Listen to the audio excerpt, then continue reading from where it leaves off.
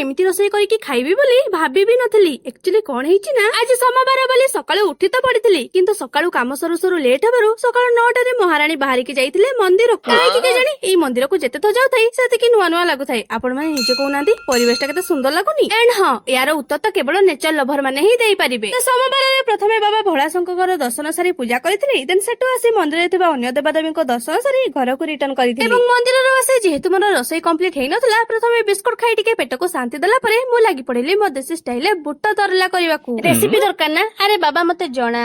ପ୍ରଥମେ ଥଣ୍ଡା କଡେଇକୁ ଗରମ କରିବେ ଏବଂ ଗରମ କଡେଇରେ ଥଣ୍ଡା ତେଲକୁ ପକେଇ ଗରମ କରିଲା ପରେ ସେଥିରେ ଲଙ୍କା, ଜିରା, ଭୃଷଙ୍ଗ ପତ୍ରକୁ ଏମିତି ଛୁଙ୍କ ମାରିବେ ଯେମିତି ସେ ଛୁଙ୍କରେ ଶତ୍ରୁ ମାନେ ଛିଙ୍କି ଛିଙ୍କି ମରିଯିବେ। ଛାଡ, ମୋର ତ ଲଙ୍କା ନାହିଁ, କଣ କରିବା?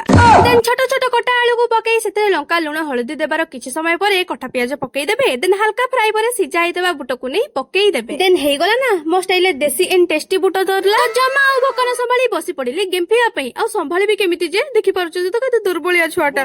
ଆଉ ଯେତେ ହେଲେ ବି ମୋ ମାର ଗୋଟେ ବୋଲି କୁଳ ନନ୍ଦିନୀ ନା। ଏଣ୍ଡ ଖାଇ ପିଇ କୁମ୍ଭକର୍ଣ୍ଣ ନିଦ୍ରାର ଶିକାର ହେଲା ପରେ ମୁଁ ଚାଲିଲି ଡ୍ୟୁଟି କରିବାକୁ, ଆଇ ମିନ୍ ସୁଟ୍ ପାଇଁ ଫ୍ରେଶ ହେବାକୁ। ଏଣ୍ଡ ସୁଟ୍ ସରିବା ପରେ ଯେହେତୁ ମୋ ରୁମମେଟ ଘରକୁ ଯାଇଥିଲେ, ଆଜି ଘରୁ ଆସିଲା ବେଳେ ନେଇକି ଆସିଛନ୍ତି ଛତୁ। ଆକ୍ଚୁଆଲି ମୋର ଛତୁ ବହୁତ ପସନ୍ଦ, ଆଉ ଏଇ ବର୍ଷ ଏଇଟା ମୋର ଫାଷ୍ଟ ଛତୁ ଖାଇବା। ଏକ୍ସାଇଟେଡ ତ ଲାଗୁଛି, ତ ଦୁଇ ଜଣ ମିଶି ଲାଗି ପଡିଲୁ ତରକାରୀ କରିବାକୁ। ଏଣ୍ଡ ତରକାରୀ କମ୍ପ୍ଲିଟ ହେବା ପରେ ରୁମମେଟ ରିଭ୍ୟୁ ନେଇ ପଚାରିବାରୁ ମୁଁ ତାଙ୍କୁ ଉତ୍ତର ଦେଲି ନା ଜମା ଭଲ ଲାଗୁନି। ଆଉ ତାପରେ ସେ ମୋ ସହ ଯାହା କରିଲେ ବଦଲା ତ ନିଶ୍ଚୟ ନେବି।